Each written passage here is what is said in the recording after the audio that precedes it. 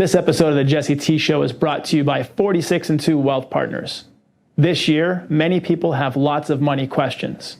Finding the right information can be tough, and more importantly, finding someone that you like and have confidence in is even tougher. If you'd like to keep more of your money, and more importantly, if you'd like to stop trading time for money and live the life you deserve, contact 46 and 2 Wealth Partners today. Right now, Jesse T Show listeners will receive a free 15-minute phone call that will leave you with at least one idea on how to keep or make more money. Text promo code Jesse T Show to phone number 202-301-4503. Reggie, welcome to the show, brother. How are you today? I'm exceptional as always. That's the only way I know how to live. So I get it. Jesse T Show, baby. I love having you on, man. We have a mutual connection, Cliff Pierre, who's near and dear to my heart, being another Boston guy. Title town, and you're into sports, so you probably have heard of some of the teams that come from Boston. But anyway, I digress. He's an amazing human being, great guy. He saw fit to connect us, and here we are. So glad to have you on the show. Yeah, Cliff is an amazing young man. He's phenomenal. I met him a couple of years back at Northeastern University, the Center for the Study of Sports and Society. We were there at an event with Dan Libowitz, who's a phenomenal guy as well, and they've had that organization for 30 years. And then I taught a class last year and this summer virtually. Last year, I had to fly back and forth from Los Angeles to Boston, sports management course there at Boston College. So I'm very familiar with this place and ate a lot of clam chowder and some great fish when I'm in Boston. And that's one of the reasons I love to go there. Of course, this year, I had to teach that class virtually, but great experience. High school students that get immersed in the opportunities and the different kinds of things through the Boston College experience. So I love Boston. Yeah, beautiful town. But I had enough by the time I was in my 20s, and I wanted to go see the world, so I enlisted in the military. And I know you served as well. Yes, sir. I'm Super 5. Hoorah, baby. Hoorah. USMC. Hell yeah, brother. Thank you for your service. So talk about that track a little bit, from military to what you're doing now. What are some of the pit stops along the way, and how did you get to where you are today? Well, life is an adventure and a journey. You just have to enjoy the journey along the way, smell the roses whenever you have an opportunity to. And I'm just a poor black boy from Greenbrier Projects in Atlanta, Georgia. And my parents moved 3,000 miles to Seattle, Washington to give me, my sister, and my brother some opportunities, and I attended the University of Oregon on a little football scholarship. Had the opportunity to play there and facilitate some things. And let me get this phone cut off. And from the University of Oregon, was fortunate enough to be drafted by the Jets and spend some time there and in New York, and then went to Ottawa, Canada. And I should have stayed in Canada. Then I went down to Miami. And, South Beach killed my career, but... Was it the lifestyle of South Beach? I was a youngster and, life was fun, right? So I had one class to complete to get my bachelor's degree. And it was just an amazing time. We just had a great time. I had any kids and responsibilities, so I just enjoyed the journey, man. Man, Canada and Miami, two polar opposites, like literally, right? Temperature. Was cold in Ottawa. Right? Lifestyle, things to do, things not to do. There's a lot going on, but I'm in Atlanta now. So this is where I've called home since 2006 after getting back from the military. And, from one poor kid to another, it's good to see people that have made it and been able to grow in their careers. And so obviously sports is in your blood, and you played at a high level, the highest level. And what was your position? What did you play? I played corner. I was a little guy, run fast and jump high, and I was mean. I'm still mean. We have to know who you are as a person. So tact is not my strong point. So I just embrace that part of me is not good and use it to the best of my ability. But I played cornerback at the University of Oregon, return kicks and punts and all that kind of good stuff. So I got to see the world on somebody else's dime. So there's not a major city in the United States of America I haven't had the opportunity to visit, and America is a great place. Is it perfect? By no stretch of the imagination. There's bumps and warts and pimples and all kind of things that are not perfect. But where else in the world could a poor, young guy from anywhere rise up to have the opportunities I've had and to see the things I've seen and go to places I've gone? And again, 95% of the time I was on somebody else's dime, whether I was at the University of Oregon or the Jets or going across Canada and seeing all the cities in Canada and Ottawa and And yes, it's just been a great journey. You just have to enjoy the process. Today's cash, the best day of my life. Beautiful, brother. So yeah, man. So did you end up going to the CFL? Is that what brought you to Canada? Yeah, I was again drafted by the Jets, played for them my rookie year, and tore quad, and so I was not in tip-top shape. New York is a fun place as well. And then went up to Canada with the Olympic sprinter Kevin Bell, and I went to Ottawa and had a great time in the capital city of Canada, and got to travel across and go to Saskatchewan. And I grew up in Seattle, even though I was born in the ATL in Atlanta. And then so I had been to Vancouver, but I got a chance to see Ottawa, and but it was cold up there. I remember learning how to drink rye whiskey, and in the summertime, the river that flows through the city is actually beautiful, and you ride gondolas and all that stuff. And in the wintertime, you're in a horse-drawn shed going across the same river. So it's a beautiful place, phenomenal people. But it was cold there. That's why I signed with Miami at the end of that season. I get it, man. I'm a Boston guy. It's cold 9 months out of the year up there, and it snows for most of those 9 months. So I needed to get to the south as soon as I could. That was right after the military. So I'm glad you made that move. So when you went down to Miami, did you finish out your NFL career down there? I played with Don Chu, was still the head coach. I'm an old guy, so Don was the head coach, and I spent a lot of time near South Beach and some nightclubs and doing all kinds of good things. And Don said, "Time for you to go home, boy." So I packed up my bags and came back to the West Coast, and ended up in business, doing all kinds of things, and facilitated that process. I've been a serial entrepreneur since I was in college, and yes. So I ended up, football was my vehicle. Yes. My college education. I went to class at the University of Oregon. So that education has served me well, and had an opportunity to even be a teacher for 17 years. So I impacted people and had people impact me, being in that classroom as an English teacher, and worked on some state exams. The actual exam they take now for English as a second language, I worked on that team, the high school executive assessment that they took for graduation assessment. I worked on that team in 2011, and again, in 2020, we did the latest version of the English as a second language assessment test. So I've been a wide range of things. You've had sports in your blood, it sounds like, your whole life, and that's part of where you operate now. We were talking on the phone the other day, and you said that you help up and coming football players, and I think you mentioned even a basketball player too, maybe more than one, but helping people get to the league, or maybe even get education, like give them the tools to equip them for life. Can you talk about that a little bit? Sure. I'm on the board of directors for the National Alliance of African American Athletes, and that website is NAAAA, that's 4A's.com. We've been around 29 years. I was chairman for 8 years. We've had tremendous success in terms of we mentor and work with these young men as they come from high school. So it's the premier award for African American male high school scholar athletes. And we probably put about 110 guys in the professional sports. And at any one time, we probably got about 30 active NFL guys. Jameis Winston, Gerald McCoy, Bryce Love, Ted Ginn, Muhammad Massaquoi, and the list goes on and on. Shane Battier is an alumni, LeVar Arrington is an alumni. And again, we've been working with these young people, and I call them young people. They're kids when we meet them when they're still seniors in high school. We fly the top 5 or 6 out, and we were in LA for 8 years, and now we're in Washington, D.C., and we do an annual event in March, and we actually finished the event on March 14th before the complete shutdown happened. So the 16th, I got back on a plane, got back to LA, and but again, that's the National Alliance of African American Athletes.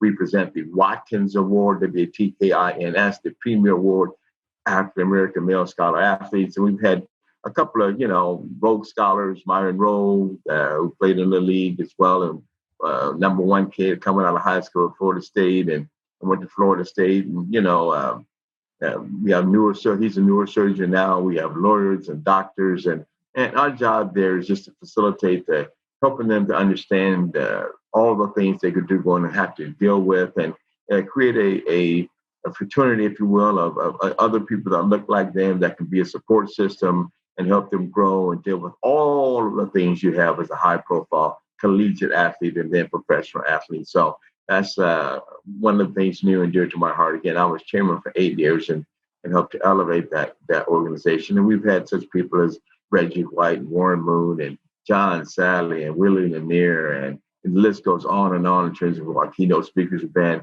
Lee Steinberg has been a supporter since 1996 when we met in Los Angeles when I was living in San Diego. I know Lee.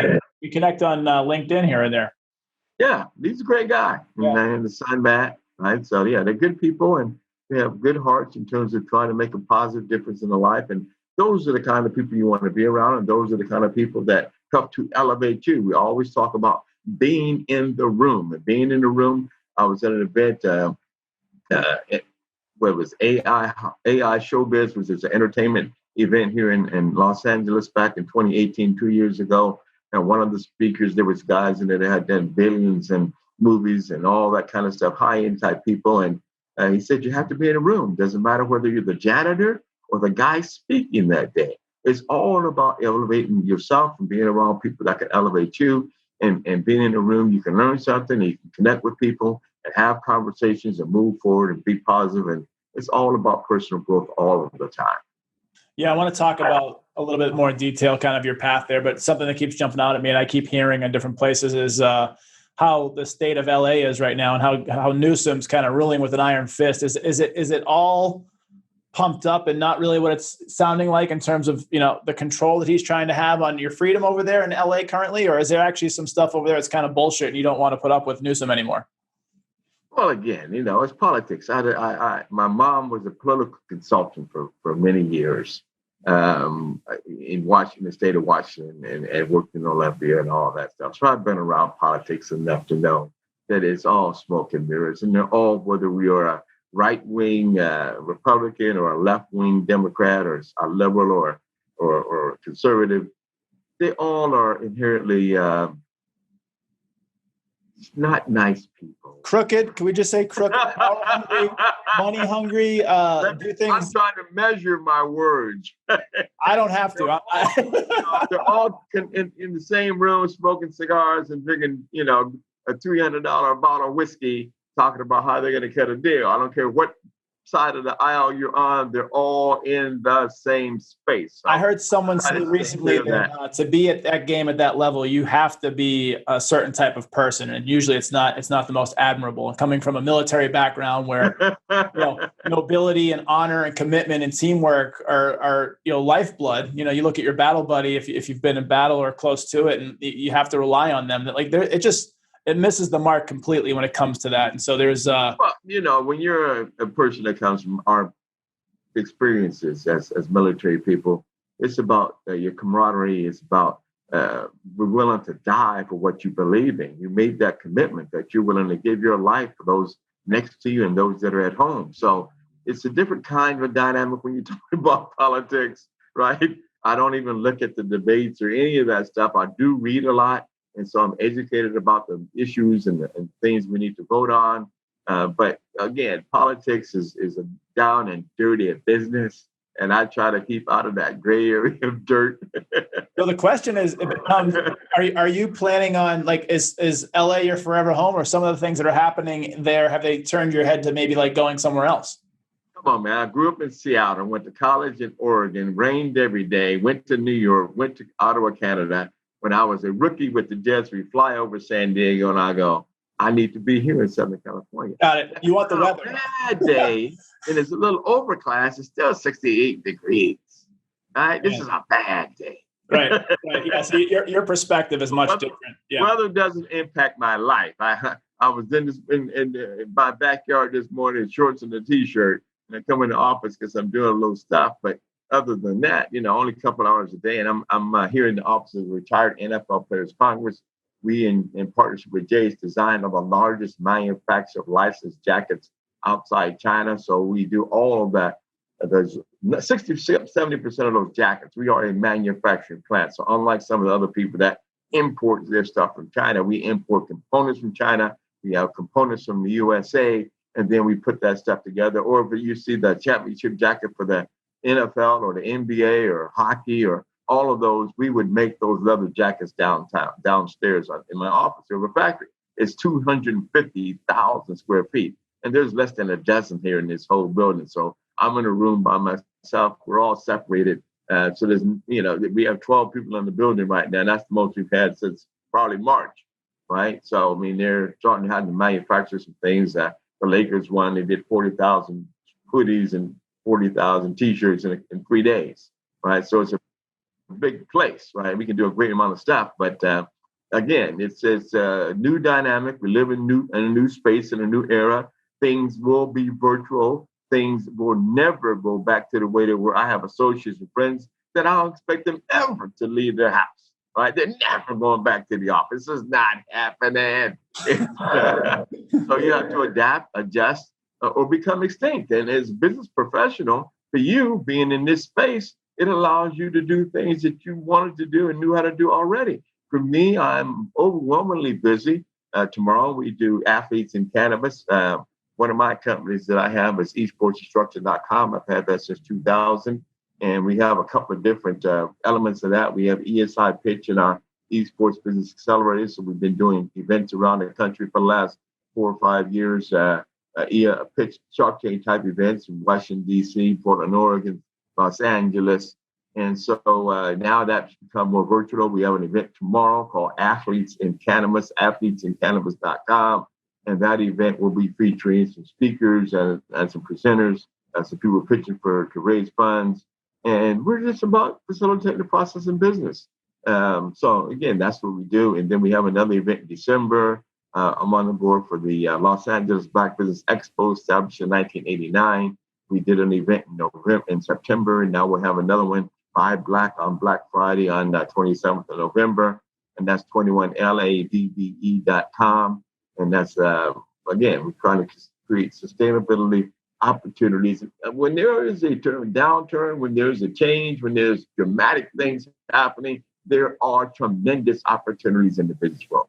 It's about having the right mindset and just going and take it. The old adage, I'd rather ask for forgiveness than for permission, is something that I live by and it's always getting me. I do too, brother. in personal relationships too. Of course, man, it's killing me. I got 3 daughters at home, and they eat me out and home. My grocery bill doubled, right? So now they're, it's like to the point my wife say, don't buy no more food, right? Phone is supposed to be cut off. It's not dying. I'm so sorry. You're fine. So yeah, yeah. I feel that because much like yourself, you said you're a serial entrepreneur. I've been an entrepreneur since I was a kid, and mostly a lot of it was innate and built in me just naturally because there wasn't entrepreneurs in front of me in my family, but a lot of it was also coming from poverty and needing to be realistic and make money.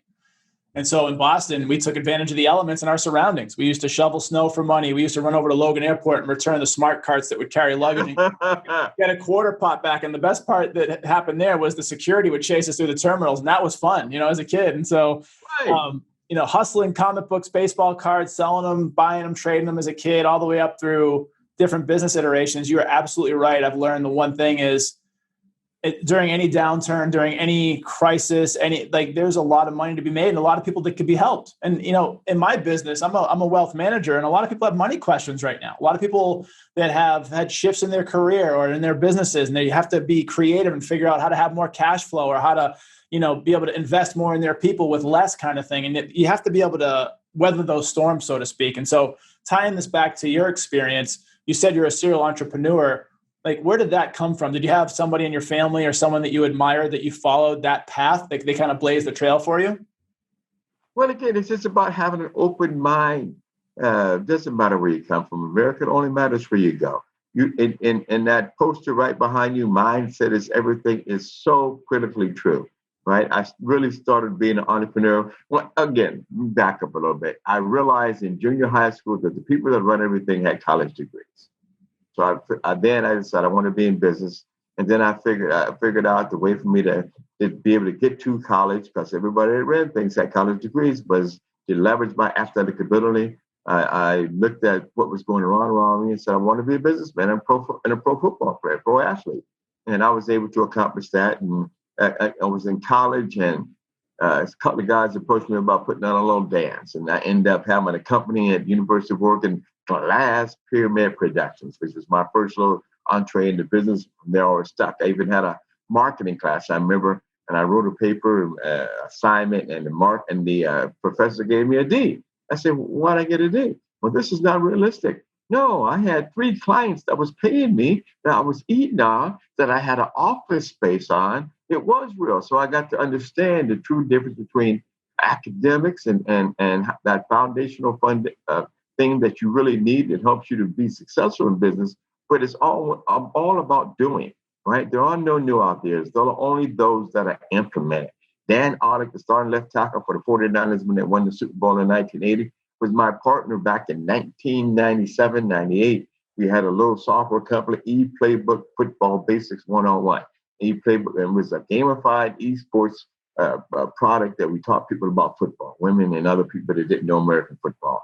And there was another company out of Canada, and they had 1.5 million, and they had produced a nice, beautiful little deal.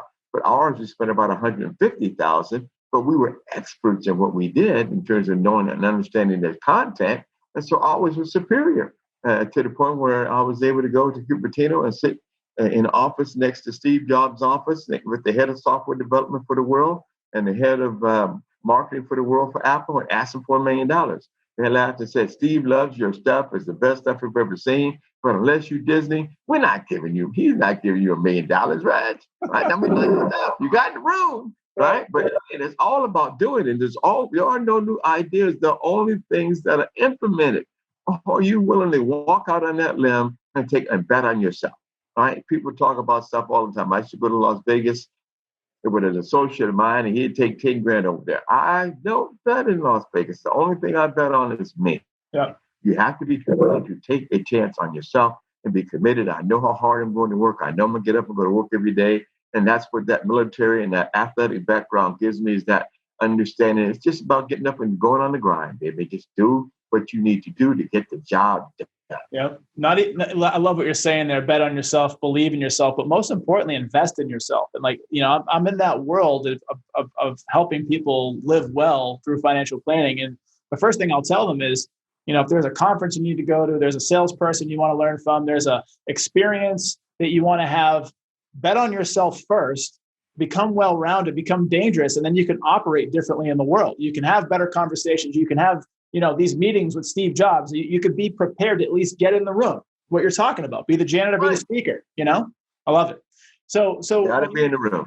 Yeah, you got to be in the room. And it's cool to be the speaker, but it's also cool to, for me, what I learned years ago, because there's a thought leader out there, Tony Robbins, and he had a book that he put out called Money Master the Game.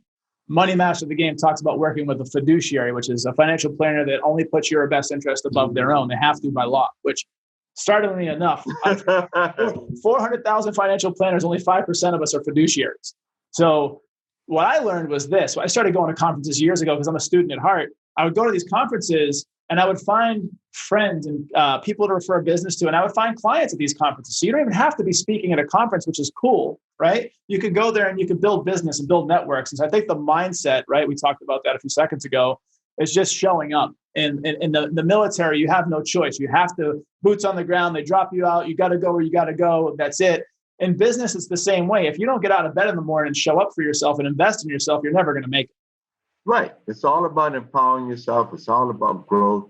It's all about, intellectual property is the most valuable commodity on the planet. People don't clearly understand that, right? So it's about investing in your mind. I've made money, I've lost money, but because I had knowledge, I could always move forward. I could always reboot. I could always grow. And it's not about having failure. It's about having success. And success is defined for each and every one of us differently. But you have to be always investing in yourself. Investing in the mental process of improving and being a sponge. When I was teaching for those 17 years, I learned more from the young people than I taught them, right? Because you're open, you learn new things, you're able to adapt, to adjust, and to continue to grow. And those people that are alive in their when they're very old, usually are really active with their mind. Your body, you have to be active as well, but mostly with the mind. People, it's like Bill Gates. What does he sell? He doesn't sell computers. He doesn't sell hardware. He sells the intellectual property that makes the computer work. Apple doesn't manufacture products. What do? They move other people's products. So they have a system that they've leveraged by intellectually creating a process that allows people to buy zillions of dollars worth of goods each and every year. You know what he wants to sell? He wants to sell the vaccine. Of course.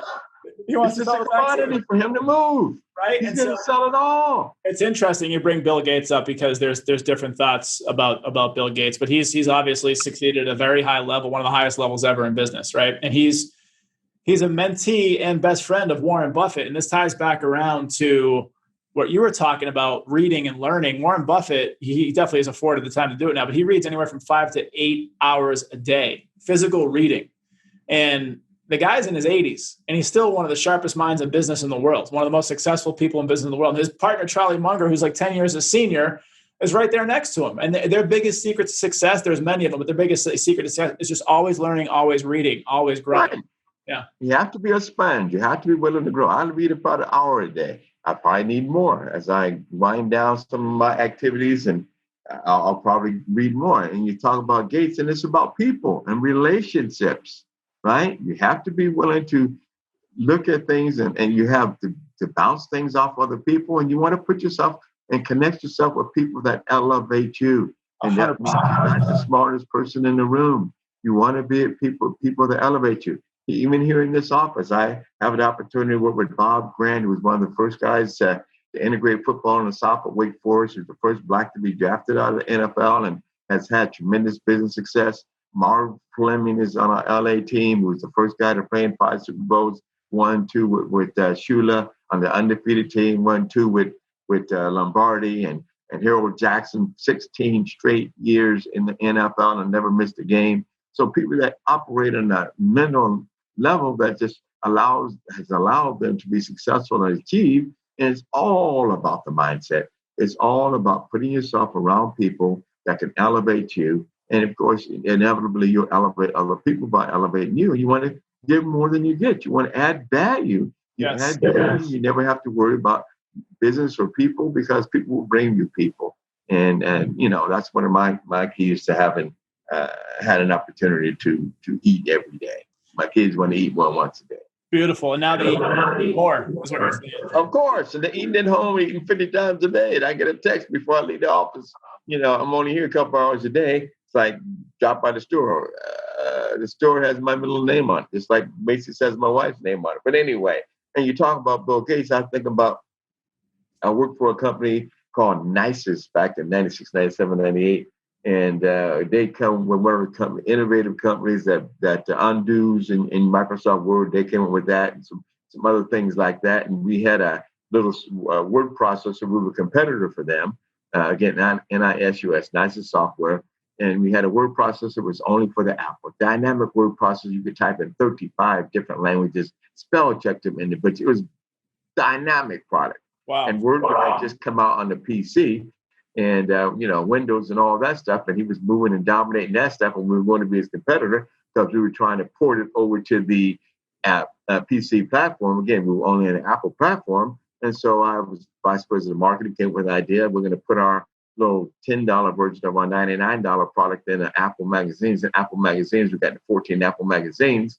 And in order to get that product, you had to give us your information, your email and all that. And then you could download it, right? And then we would build a database that we could march to. And one of my employees or associates with my staff comes running down the hall. Here's some boom, boom, boom, boom. He said, "Man, Bill Gates just signed up for our email, our deal." So, oh, wow. He said, "He's keeping an eye on us." Of course he is.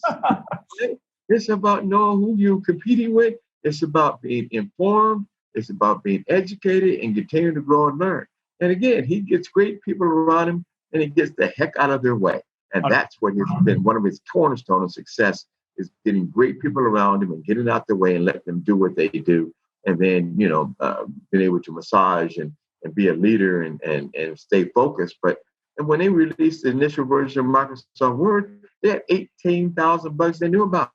They released it anyway and fixed it along the way. That didn't include the ones they didn't know about. But life is about doing. Many people procrastinate, sit in the fence. I wanna. No, just do. And failure is one of the cornerstones of success because you have to fail. You look at Michael Jordan, take a zillion, trillion jump shots that he missed before he hit those ones at the end of the game and won the game and the championship and all that, right? So it's about doing. Yeah, man. Some of my best health and wellness and fitness, and some of my most realizing, self-actualizing days are the days I didn't want to show up, the days I wasn't feeling it, the days I wasn't into it. And like you said, just do it. Like, just do it. It's like Nike's whole thing. It's so simple, but it's not easy sometimes. It's just show up, just get in the weight room, like put yourself around the environment, like take one step closer. Like if you're afraid to go speak at a conference, like just show up to just get yourself in the mode and start practicing the habits. But I want to speak on that conference piece a little bit, because I think that's where you and Cliff connected. Cliff Pierre was at a conference. Do you have any relationship to experience with in and around Center for the Study of Sports and Society? So that came through kind of choppy on my end. Oh, well, Les was actually a speaker. Les Brown, George Fraser, Byron Nelson.